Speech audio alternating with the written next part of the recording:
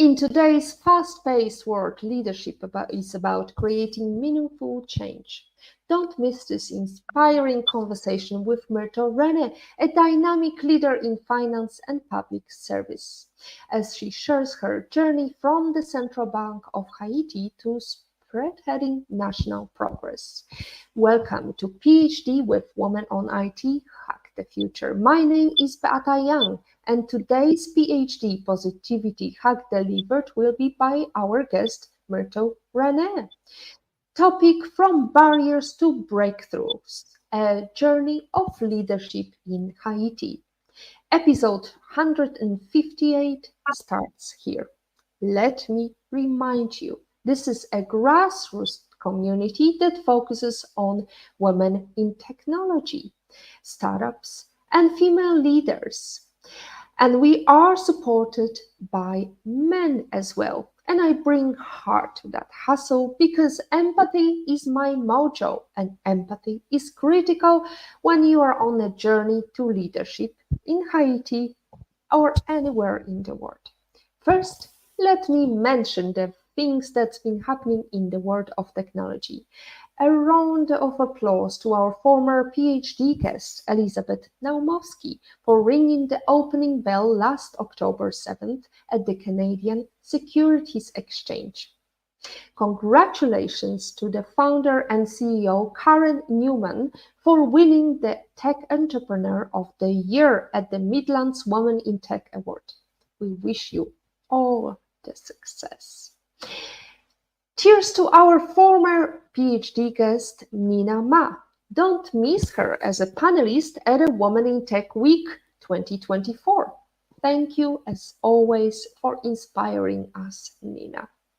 Now let's go back to our topic, From Barriers to Breakthroughs, a journey of leadership in Haiti. In this episode, you will learn how diverse perspectives drive innovation and transformation. You will learn strategies to overcome challenges and turn obstacles into opportunities. And finally, we have a role model who is making a big change in Haiti. Whether you're a leader or passionate about building a more equitable future, Myrtle's story will inspire you to lead with purpose. Join us and let's ask our lovely guest, where is she joining us from? Hello, Myrtle. Where are you So joining much. us from? I am joining you from Port-au-Prince, Haiti, which where I was born, and this is where I live. And I thank you again for such a marvelous introduction. Oh, thank you so much. And apologies for the tricky live stream today because I turned as a snap camera for a moment there. But I'm back to my usual self, and you can hear and see my hearts and all the empathy messages to you all people around the world. So, Myrtle, there are some big questions and big asks at the beautiful country of Haiti. And now not many people realize that because outside of US, not many people celebrate, but actually till 15th of October, US is celebrating Hispanic Heritage Month. And I believe there is lots to take on board from there. One of the key aspects is that women in Haiti, in Hispanic countries, Latin America, are working hard. What are the other myths that not many people realize? And let's focus on the Haitian women. What not many people know, for example, in US, what was the biggest surprises when you told them about women in Haiti? The biggest surprise for women in Haiti is that the situation of women in Haiti is not different from any other country. We live in a man's world, and for a woman to emerge as a leader has never been an easy task. Women have always had a hard time, to have a voice, to express their dreams and their aspirations, and to become leaders. And in my country, it's the same. We are a poor country, and in developing countries like mine, it's the situation is even dire because uh, we live in a very, in French we say patriarchal. It's a very, it's a world where the men lead. So for a woman to be able to earn her place in society has never been easy. I've been for 3 years the director general for the Ministry of Women's Rights, and I had the pleasure of going to the United Nations with the minister at the time, and I thought that my country was really one of the worst in women's rights, but I realized that going there, that there are a lot of other countries, especially in the Middle East, which were confronting the same kind of problems. And I know it's a worldwide battle, and it has to be fought on a daily basis. And I know that there are a lot of men around the world that are pro women, who understand that men and women, they complete each other, and we have to work together, to better our countries, our economies, society, and to make the world a better place to live in. So it hasn't been something different. It's even more difficult here. I've heard stories, and I've seen women struggling. So it's a daily battle. It's not something that we're gonna overcome, just overnight. It's something that's gonna take time. Of course, the battles that we fought already had given results that we are seeing, but there's still a long way to go. So I think that we, as women in the world, we have to come together, and with the men who really want to understand the cause of the women in development of the world, because the world cannot go without us. Women are creators. Women are the ones they are nurturers. They are leaders for the communities. They are guardian of all cultures. Women are very versatile. We have many caskets. So it's our Well, we world are is we are coming to the same conclusion, Myrtle, and we could just wrap it up in one sentence. We want to be part of change. We exactly, want and, to and we be want a part of voice. parliament. We have a voice. We want to be heard. We want to have the seat on at the table. However, I'm wondering because there are some amazing statistics, and this is one thing that maybe you could explain to me. Because one thing that I've heard, and maybe it's a myth, maybe you could validate that myth, urban legend. However, I've heard that majority of women are single mothers raising their families because men do want to be part of the family. They like the drill, but they are not really supportive of their families, and it's women who have the burden of looking after the family, or after raising children, after bringing money. And quite often there is an upside here. Hold on a second.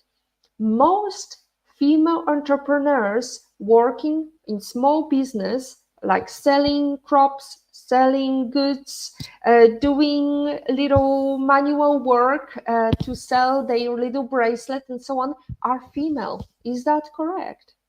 Yes, Haitian women are, they are born entrepreneurs.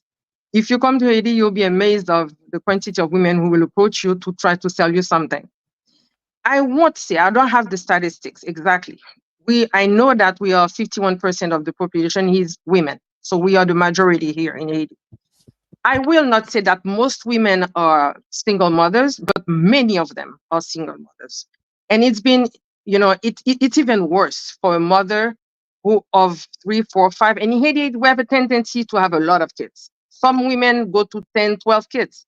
So it's difficult, for a woman to be able to be the provider and the educator and the mom, the nurturer. So it's really, really difficult for a mother to, to fulfill all the roles, for a family. Unfortunately, in Haiti, women are not taken into consideration. For example, for having been at the central bank, realized one thing, that women are the ones who get less credit if they want to, they have a little, business and they want to expand. And that's the way it works. It's very difficult for them to obtain credit. But the history has proved that women were the best, the best people to reimburse their debts. Unfortunately, that's not the way maybe society sees it. So it has been, very difficult for them to, to own big enterprises and everything. It's only now they're doing it. While I was in office with the governor that was in place at the time and the team of the team that was at the board, we created funds for women entrepreneurs, and I think that this fund is working now. The actual governor having been with us at the board at the time. So I think we are doing our best really to, bring women to the table, to give them their space, their place in society, so that we can really expand our economy, which is already, it's a very difficult economy, from all the causes that you can think of. We've been in chaos for a long time, so it has been difficult to really maintain that economy to a certain level. But we were able, even, in spite of everything, we were able to just, stay afloat. And we are just hoping for the best. Mhm. We're hoping for the best, but in the meantime, there are some amazing role models. And maybe you could tell us about Marie-Jean Lamartine. I'm sorry if I'm not saying her name correctly. However, she played apparently a pivotal role fighting for Haiti's independence. She was a soldier who fought during the Battle of Crête à Pierrot, and there are some amazing examples of fighters who were fighting for change. Can you bring us some other role models that made big changes throughout history of Haiti? Of course, we had Marie-Jeanne, which was, she played a very big role in our history, and she was a fighter. We have the one who sold our flag. And we had Claire Owers, which was the wife of Jacques Dessalines.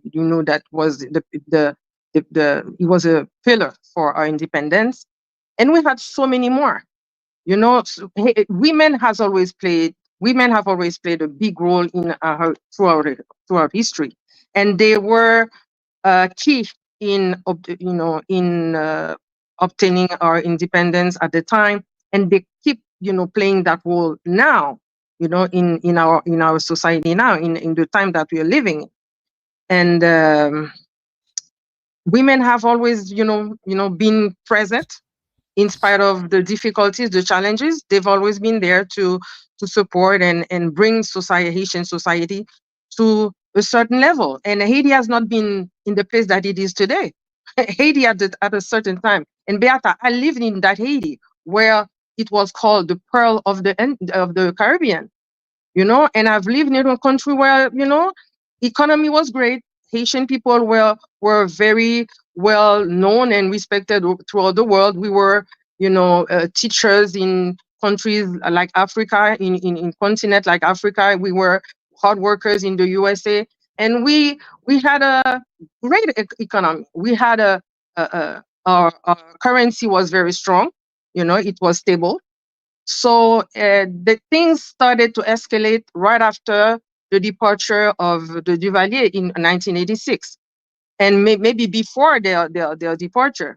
But we've not always been at the point that we are here now. So I'm not going to really go deep into the causes of this. But all I can say is that since we are now living in this country and we are living now, what are we Haitians going to do to change the course and bring Haiti back to its, to its beautiful, the beautiful times that we knew? Haiti was very had a very flourishing tourism. We were very we were a place that everybody used to come to. We have a great gastronomy, we have a great culture, we have a great music, we have everything for the world to come here and visit. And tourism besides agriculture, because Haiti, I used to study that our economy was based on agriculture, but today, unfortunately, it's not the case. We import most of the things that we eat, which is not normal, you know.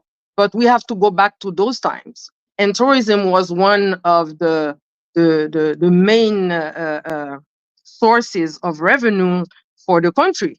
But given the situation now, the insecurity and the chaos, people just tend not to come here anymore. So it costs a lot to our economy.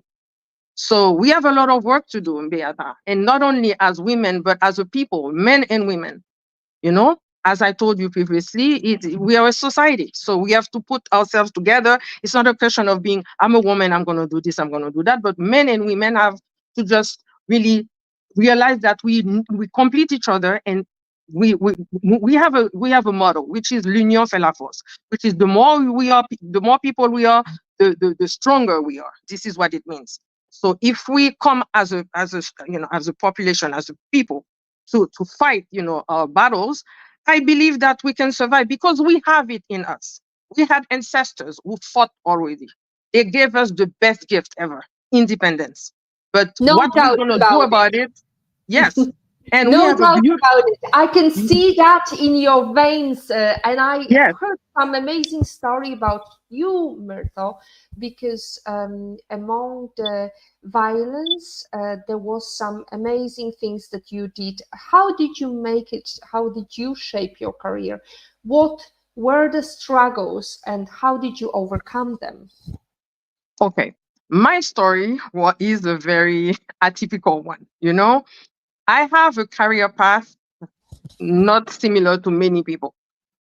I started a few years ago. I was 20 years old. I started as an executive assistant for many companies. My journey started like an executive secretary as for a chemical industry, and then I was in the same position for insurance companies, manufacturers and assemblers, car dealers, mink coat factories, and I integrated the world of finance and banking later.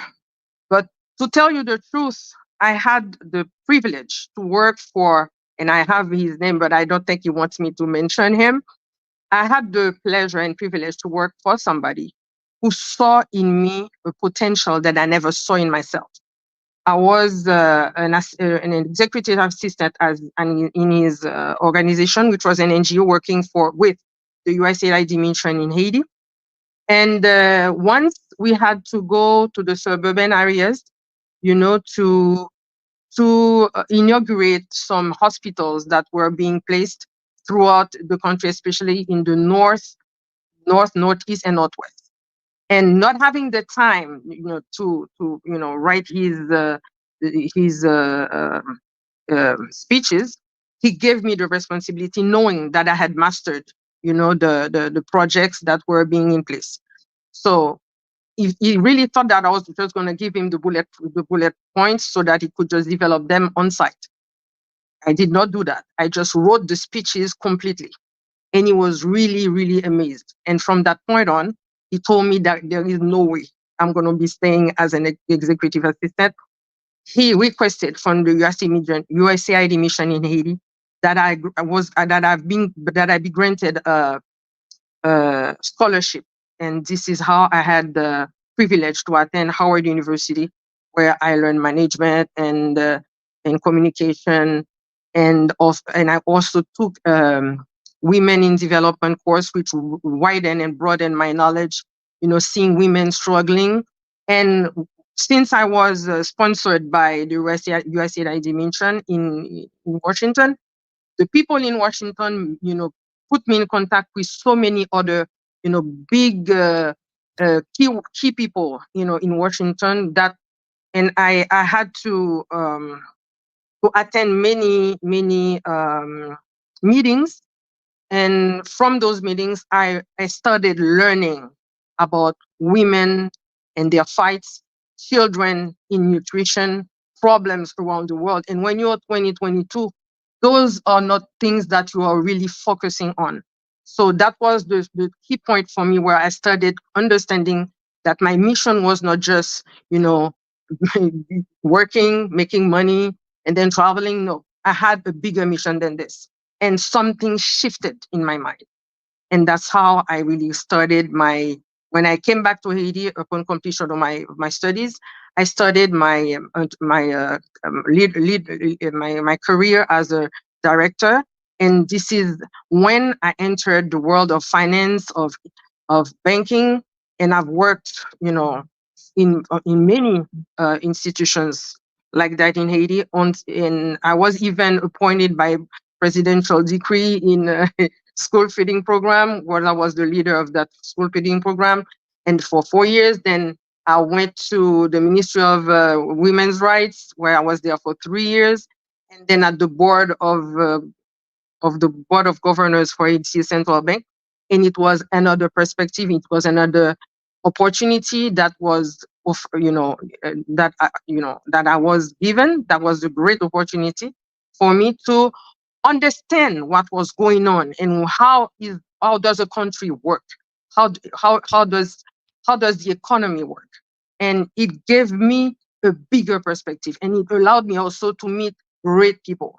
I've been traveling to many countries in Europe, and this is one of those countries that I had the pleasure to meet Patrick Young, and and which lead me to Beata. And I'm very grateful for knowing you and meeting with you and seeing the great work that you're doing for women in on your platform, the platform that you use to emphasize the role and the importance of women, in society.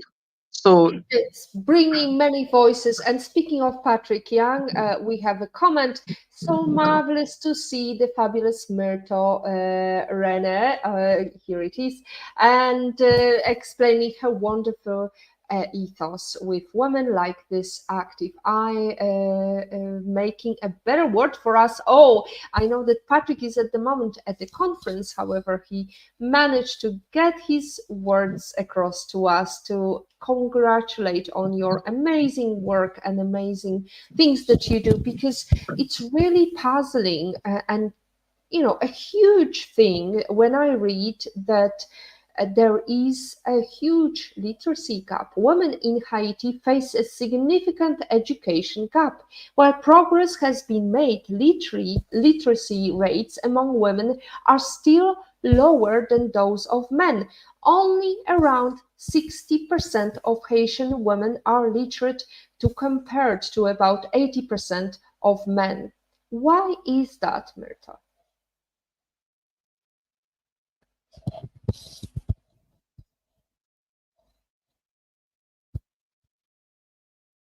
Hello?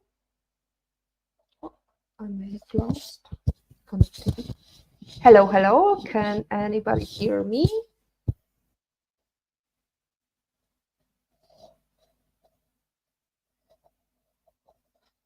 So, since I cannot hear Myrto and I'm not sure whether I am being heard, let's go into other interesting topic for discussion today. So, not only there is a huge education gap, there is also a gender-based violence, I believe. We have Myrto back. So Myrto, I'm not sure whether you've heard my question about the education gap and why only 60% of women pursue education while 80% of men are educated. Maybe you could explain why is there such a huge education gap? yes, it's cultural, because in my country, most of families raise the boys to succeed in everything. The little girls, and this was back, to before independence, the little girls were there to just wake in the morning, go off, walk kilometers to get water, for the family to, cook and to take showers and everything. And when their brothers are being prepared to go to school and to go and learn, but they were confined to only a role of, staying at home, helping the mother to cook, helping to, seek for water, helping for washing clothes, ironing clothes, and they were just for domestic purposes only. But the little boys were like kings. They were the ones who were, sending to school. They were pushing them to, universities, because the boys were the ones that women, the mothers were preparing for society. But I must admit that over the last 20 to 25 years, there was a shift, and little girls started going to school as well, but not you always see a gap anyway between the little boys and the little girls. But there was a lot that has been accomplished in that particular, in that particular situation. I think that the more and more now the world is emerging, and the mothers also, because with computer now, with social media, they have models. They see now that women are really succeeding. They are great artists, they are great singers, they are great astronauts, they are presidents, they are prime ministers. So they instill in the mothers now the desire to see their little girl, achieve something in life. So now there is a they are more motivated, to do something about it. So now you see more and more little girls going to school, and reaching universities and everything. And it has been proven these days that there are a lot more women, uh, you know, interested in going uh, to college than men. So I'm very happy to see that shift. And I'm also happy to see that the society has the tendency of, changing a little bit. As I said previously, there is a long road to still walk on, but I think the path now is clearer, and the message is reaching, far, far, far, in the suburbs of Haiti. Because before that, it was only boys. The society was about only boys, and now that change is really showing. Now you can see that in Haiti, many women are appointed ministers, director generals, and they are coordinators. They are in everything. We had women at the Senate, women as House representatives. So women are really emerging, and we are gonna keep on that fight with all the men who understand the value of putting women at the same level.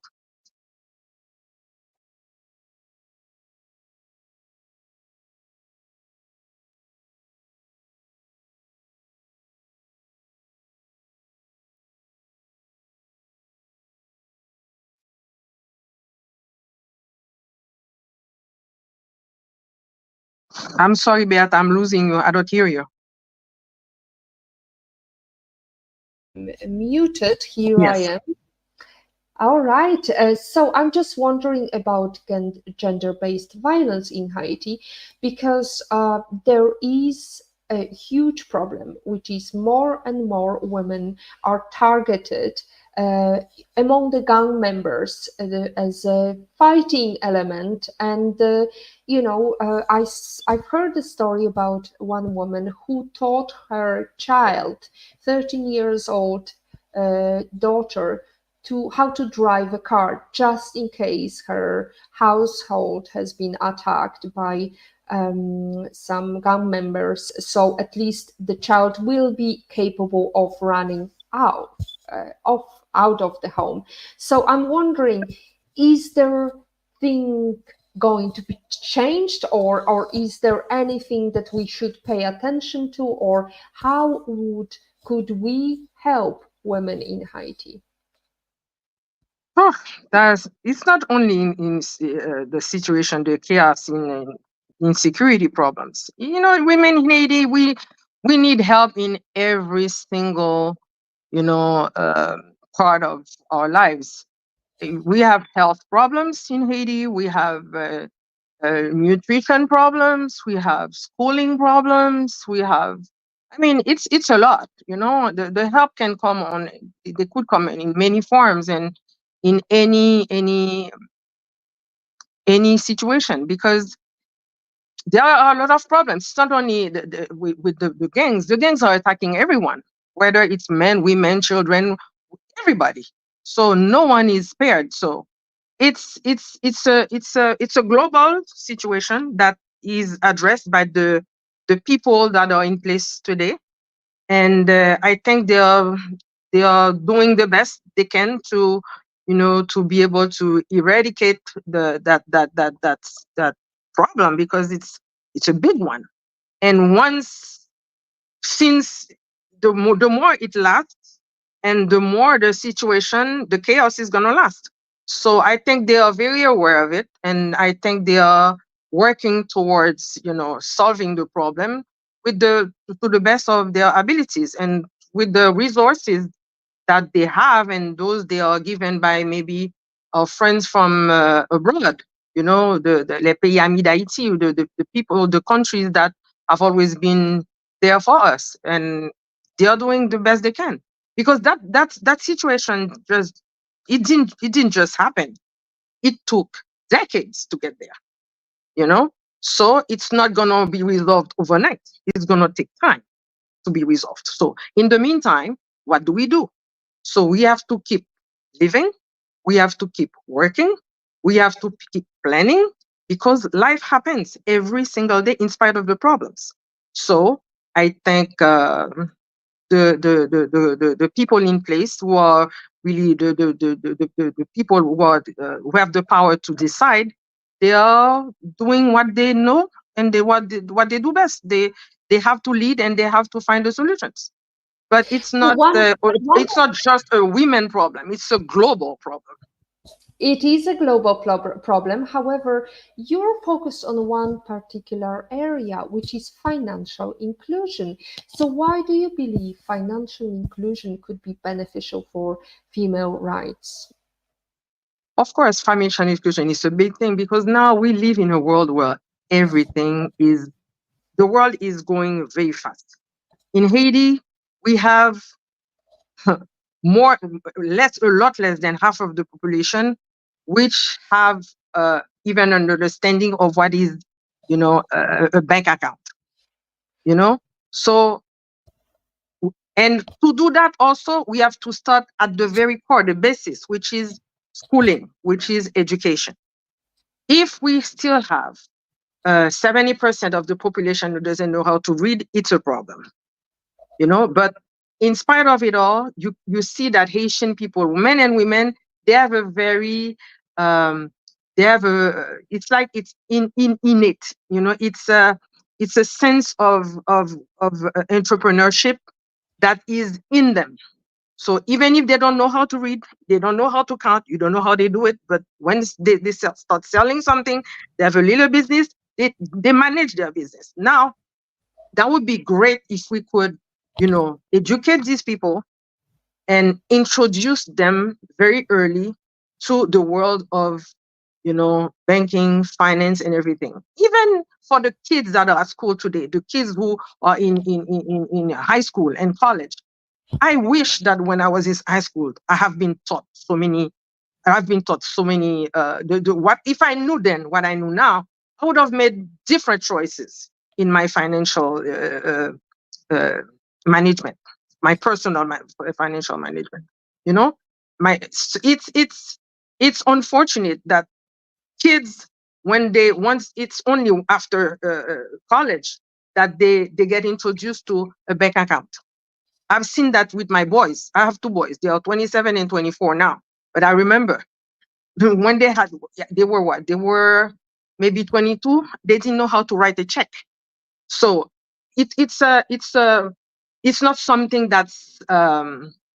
it's not in our curriculum, to teach kids how to be financially independent. This is something that we should maybe see with the Ministry of Education and see what notion could we, add up to the curriculum in school. So when the kids reach the 2 last years of high school, that they are introduced to those notions of, you know, finance, education, banking, and everything. Because the rest of your life, of their lives, are they're gonna be dealing with this, you know, and the management of your personal finances is gonna be key for them to know if they are gonna be, you know, still, because as I told you, Beata, you see that I was talking to, I don't know if it was with Gracie, and I said, I wish that before, you know, going into the world of working, I had read the book by Robert Kiyosaki, Rich Dad Poor Dad, because that book opened totally my mind on the financial world. And this is an education that should start with kids at school so that they make the right choices for them and their families. And I think this could help a lot, you know, the economies of the world, because everybody has the same problem. We make poor choices because we lack knowledge. So we need to really be responsible and maybe uh, um, encourage, you know, the people that are deciding at the highest ranks to really think of the financial literacy for kids in school. Because I am telling you, me personally, I am so sorry that there are notions that I just got to learn when I was a lot older, you know. So Well, I think let's face it, Myrtle. We are not that young anymore, but we are still trying to figure it out.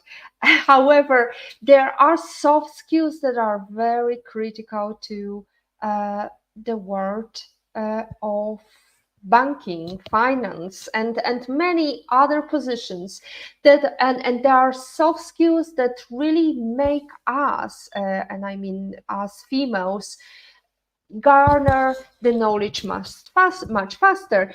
And here is one quotation that Racy has prepared. When I finally got a management position, I found out how hard it is to lead and manage people. So, did you figure out how to manage and lead people, Myrtle? How did you do it? I think when you manage people and when you are in the position of leadership, the soft skills to me are very, very, very important. They are going to determine your success or your failure. Whether you have all the diplomas, but whether you have a doctorate, but if you don't have those soft skills, you're gonna go, you're gonna really, you know, miss the train. Myself, my experience has taught me one thing. We need to have what you call emotional intelligence, which is this ability to, you know, to have great interpersonal skills, you know, to be able to exchange with people in all calm and serenity, try to understand them, try to, you know, find out about their dreams, about their motivation, be able to talk to them, because there are some personalities that are very, very difficult. So how are you going to deal with that if you don't acquire those skills where you need to be able to see throughout maybe body language what's going on, because sometimes we think that we know what's happening and we miss it all. So it's those are the skills that you need, you know, those the leadership comes with, you know, the ability of seeing the other for who he is. Because I always tell people around me, especially when I used to work in, you know, in a in leader situations, where I always tell my peers, you know what, the institution or the organization is not it's not the building, it's not the desk, it's not the material, it's the people. So if we don't focus on the people, we miss everything. So the lesson I've been taught is that when you take care of your people, they take care of you and your organization. So this is something that I learned, and it works at all times. People are what uh, they are the ones who can bring you all the results that you're seeking or the objectives that you're pursuing. So if They will choose to come with you or with somebody else. I'll always take as an example. You take two doctors going to Harvard University. Okay, there is one who's going to succeed, and the other one might fail. You know why? Their attitude. Their attitude will determine their altitude. You know, Oh, one doctor absolutely. one doctor will be, I'm all, I went to Harvard, and he thinks that he's all that, and he's a summit, so nobody can talk to him. So the patients will come, he will just look at you, he'll send maybe a nurse to talk to you because he's too high to talk to you, his patients. This is doctor number one. Doctor number two is all people. When you come, how are you, Miyoto? How are you doing? And he takes care of you. How's your husband? How are your kids? How are you? I don't like your face today. What's wrong? And he's a people person. Everybody will come, will go to him, and will leave the other one. But they both had the same teachers. They went to the same high class universities, but the attitude is different. So those soft skills are important in your success. And if you can, Absolutely. yeah, I would also add, because there is something I heard the other day, which is everybody's got empathy, but not everybody is mature in their empathy. And one of the signs of maturity is not just listening, but hearing what they are listening. And I think this is a very important topic you mentioned here. It is paying attention to the small details, because in this very fast environment, when we are bombarded with lots of information at the nanosecond, we have attention span of a fish and we cannot focus fully. It is very important when you're leading your team to step back, listen to your team member, and think before you speak. So, since we are not only thinking, we are also strategizing. So, Mirto, we were discussing the things that women should do, and what advice would you give to females to help their career or start an entrepreneurial journey? the first thing they should do is to assess what is it that they want to do. Where do they see themselves performing? Where are they good, and what they want to do for the rest of their lives? And once you assess that, you start taking actions toward the realization of your objectives. And those objectives, they always say that the objectives are smart. They are specific, they are measurable, they are achievable, they are relevant, they are time bound. So the first thing is to know, what is it that I want to do to succeed? What do I see? Which in which industry do I see myself performing? And once I establish that, I start taking actions toward the realization of my objective. And the second thing is to have a mentor. I always say there is a difference to me. This is me speaking. There is mentor and counselor. The mentor has he already walked your path. So he knows all the danger of all the failures and everything. So he's telling you what he knows. The counselor may tell you what he heard of, so look for a mentor and be a mentor for others. And the other thing you could do also is to ask questions. Ask questions about what what industry that you are going to, what industry are you interested in, and ask questions to people who are already there. And you seek for help. People always think that when they need help, they are afraid of seeking for help because to them it's a weakness. Not at all. It's a sign of intelligence. It saves you both time and energy. So when you ask for help from the people who know, you go faster and you go very well. And also there is and you never give up. You have to brace yourselves for those bad days that are gonna come, because life is going to happen. Whether you have a big, medium, or small enterprise, you're gonna have bad days. So you have to brace yourselves for them, not let yourself being discouraged by the many challenges that are gonna come your way, because they are part of life. They are there to shape you, to shape your future, to shape your character.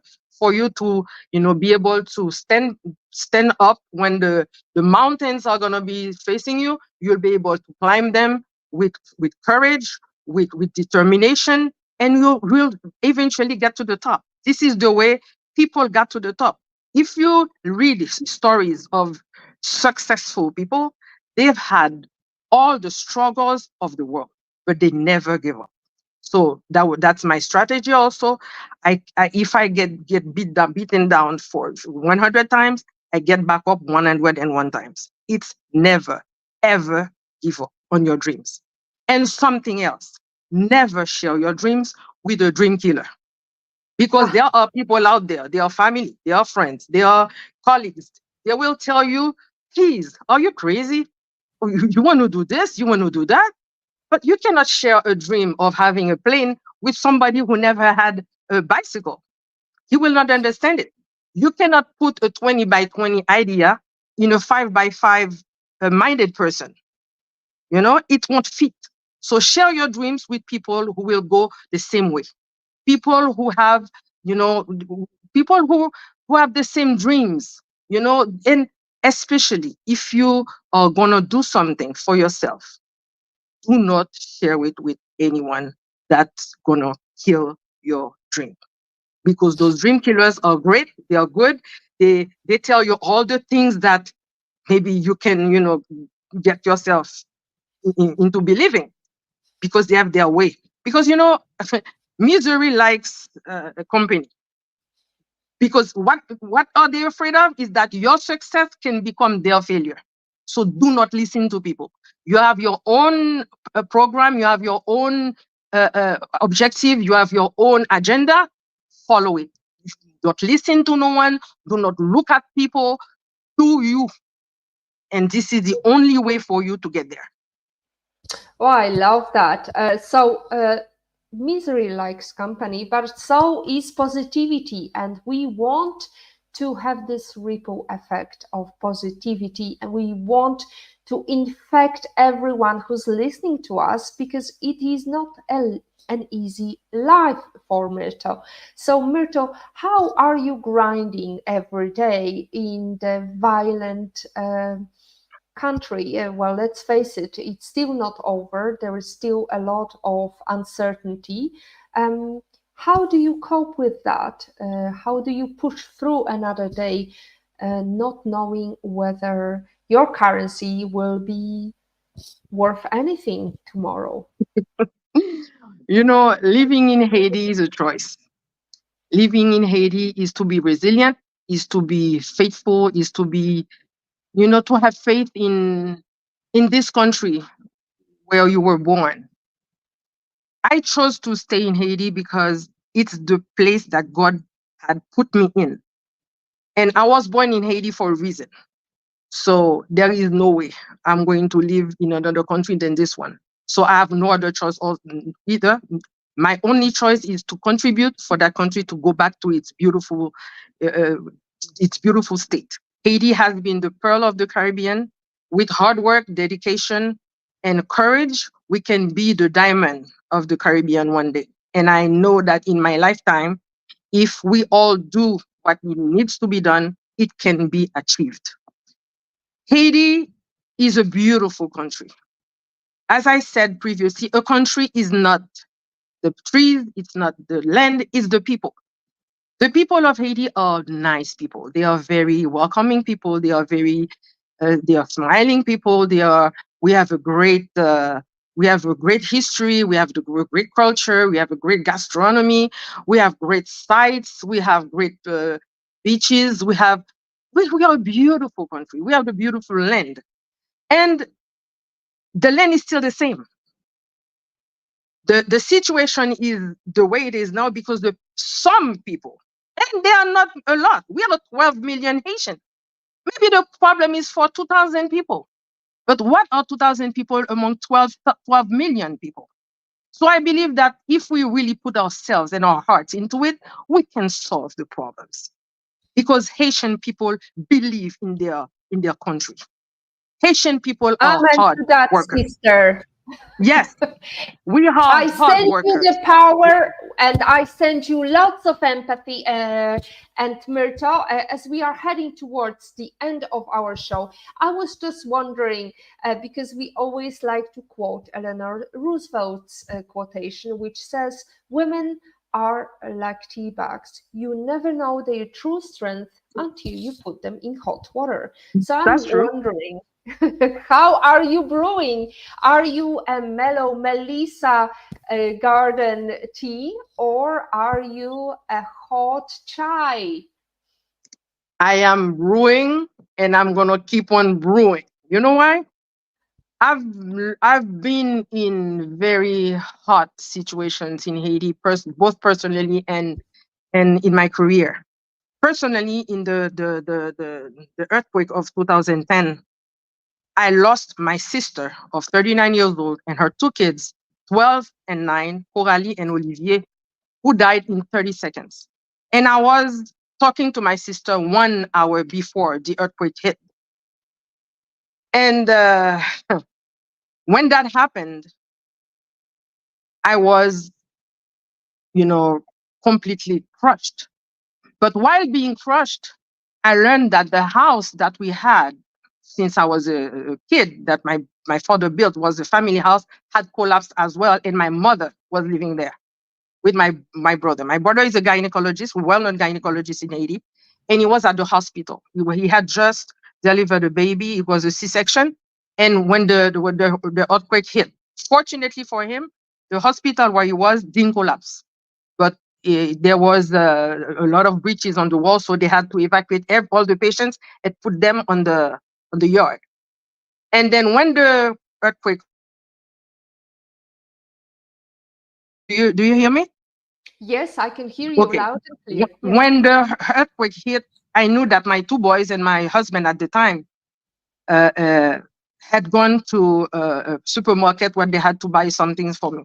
And I heard that that supermarket had collapsed also.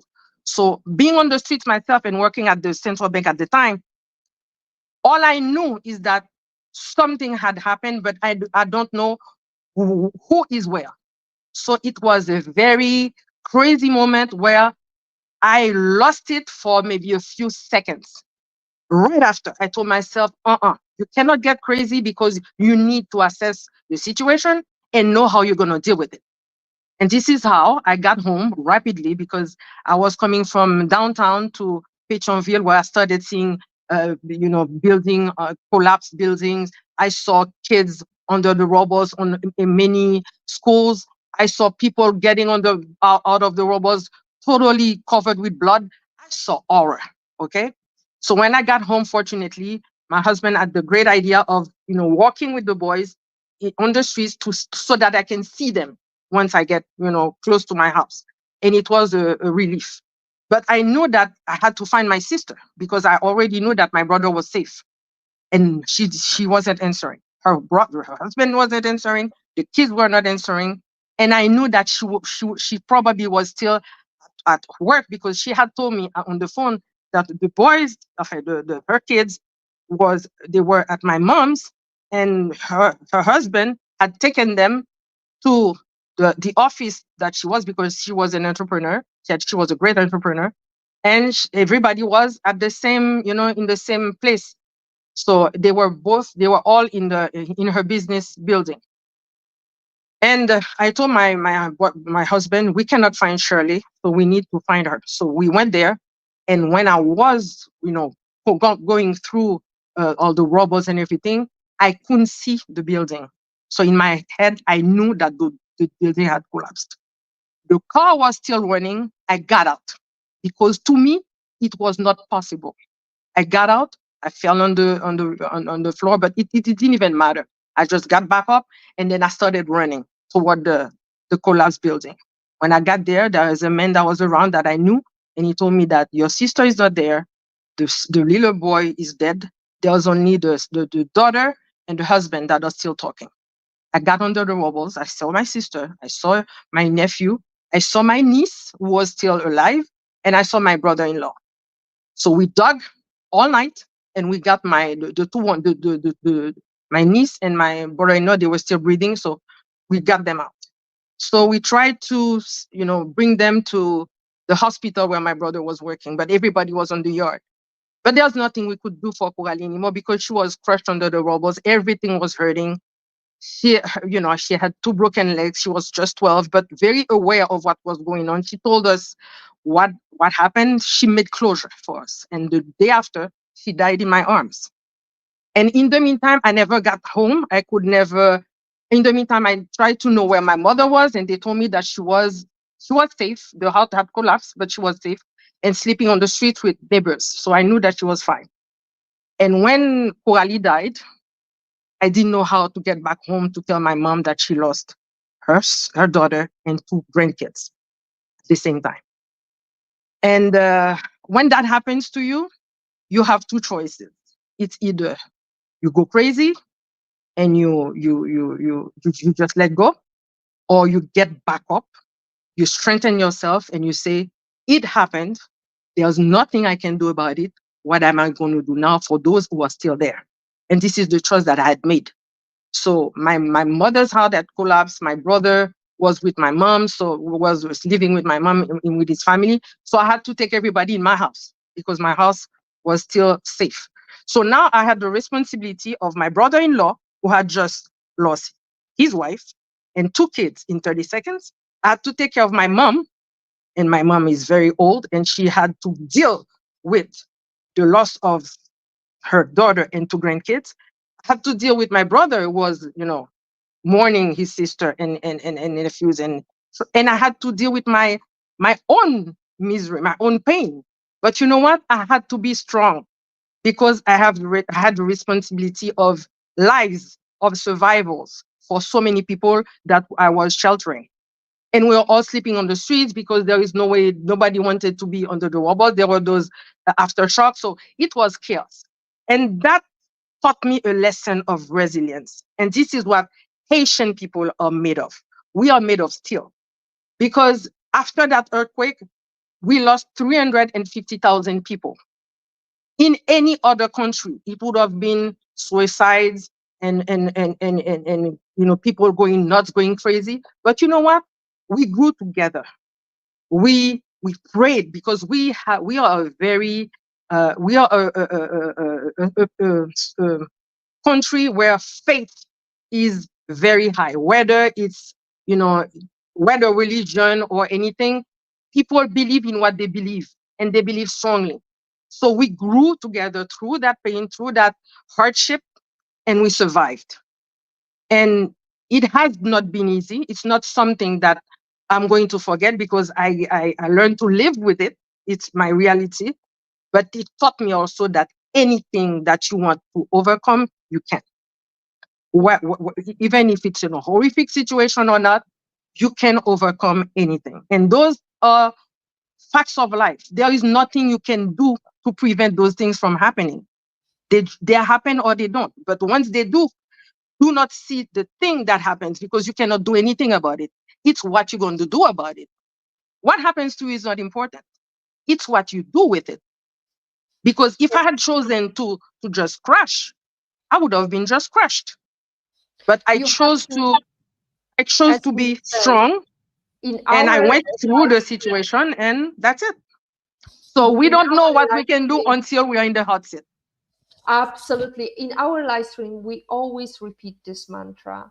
If you look at positives, the positives get more positive. We have to focus on the outcomes that are positive. You're still alive, you are able to give support to your daughter, to your brother-in-law, to your brother, and you can move forward because you've got something to live for and you have a mission, and your mission is to change Haiti into a better place. So what's happening in your world? What is your plan? Is there anything exciting on your horizon? Of course, I have personal plans, because I'm gonna turn 61 in 4 days, and probably Congratulations! thank you. And yeah, I'm not gonna be working my whole life through. So probably I'm gonna be doing my own thing. So I'm gonna probably my dream has always been to have in event planning because this is what I want to keep doing for the rest of my life, because I'm a very peppy person. I'm a very, I like organizing things for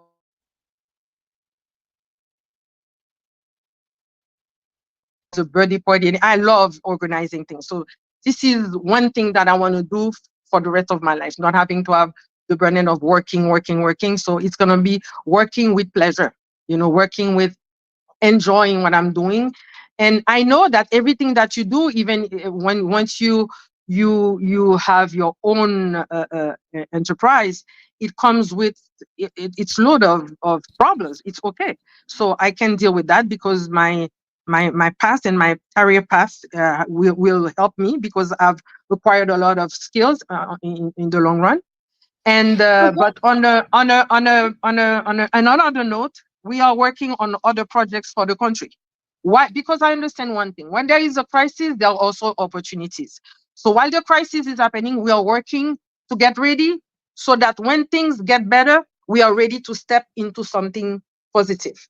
So there is the one big project that you know about, Beata, and that we are working very hard on, and other projects that are coming. They are country projects, so that's why I'm not gonna talk about it, because for the purpose of confidentiality, but we are working on so many levels with so many things, because we want to achieve something for this country.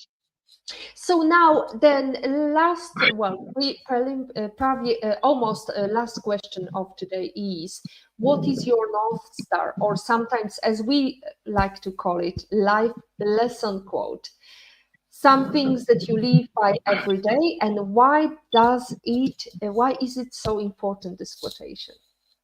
Okay, my quotation would be: if you when you are grateful for, the more you are grateful, and the more you will have a reason to be grateful for. Um, I believe in an attitude of gratitude at all times. And there is a reason for it. Life always grants you what you need at the moment. Life is going to hand you the cards that you have on hand, and do not try to play somebody else's card. Those are the set of cards that is given to you for that moment, because this is what you can handle now. But it doesn't mean that those cards cannot change. Of course, they will change, because life is the big space for learning. And when you pass the classes, you go to a higher class. And when you go to that higher class, you have other cards that that you'll be able to deal with. Unfortunately, in life, maybe sometimes we want to achieve things rapidly. We want, instant gratification. Life doesn't work like that. you know you need I learned that uh, what we call bénéfice différé in French. It's called, when you have, it's better to have, it's good to have one cookie today to have 10 cookies tomorrow. Okay, but it's okay to have one cookie today, because if you have one Absolutely. cookie today, you know how to deal with that cookie, then you can multiply and have 10 cookies later. But everybody wants to have 10 cookies now, and that's Oh, why they start totally. doing exactly. And this is when we make all the mistakes. We go into corruption and everything else, because everybody wants everything right away. It doesn't work like that. Life is about the path. It's the whole journey. People So will always see your success, but they will never know the path. They will never know the struggles. They will never know the challenges that you went through to get there you know absolutely. So so let's imagine that you could meet anyone in the world for a private breakfast. Who would it be, and where would you choose to meet them face to face? why, that would definitely be it would be Oprah Winfrey, because I believe that Oprah is an example of success in the world. I think I have a lot to learn from that woman. She's a great person. She's a philanthropist. She's a great businesswoman. She has gone through so many hardships and rejection, and she took it all. It's like, I remember once she was saying in one of her show that I was watching, and she was saying that Instead of taking all the rocks they're throwing at you, just take them, step on them, and they will bring you up. So she built on everything so-called negative that happened to her. So she's my role model. So I would probably love spending a morning with her, exchanging. Maybe she would be my mentor. I would love to have somebody like that mentoring me. Beautiful breakfast in maybe Geneva, or you know and why not, we could exchange, and I would have a lot to learn from such a personality, such a character, such an amazing woman. And can you imagine her coming to Haiti? How many people would all of a sudden heard about the beautiful country of Haiti? Well, ladies and gentlemen, this is the end of the show. I'm sorry that it took such a long discussion, and some of our members are already past their time. We were a bit late and we had so much to cover. Myrto, thank you so much for sharing your insight and experiences with us today. Your work is an example of how you can crush it against all odds. Next week, we're gonna have Linda Lawton. She's going to talk about Tales of Dyslexic Coder. And thank you so much to our lovely audience who participated. Thank you, Patrick, for joining us. And as always, our positivity quote comes from Positive Thinking only and goes, look for something positive in each day, even if some days you have to look a little harder. And finally, a quotation of Maya Angelou. If you don't like something, change it. If you can't change it, change your attitude. Today is your future, ladies and gentlemen. Hack the positivity you want. Thank you, Myrtle. Thank you, everyone. Thank you, Beata. Thank you, everyone. Bye.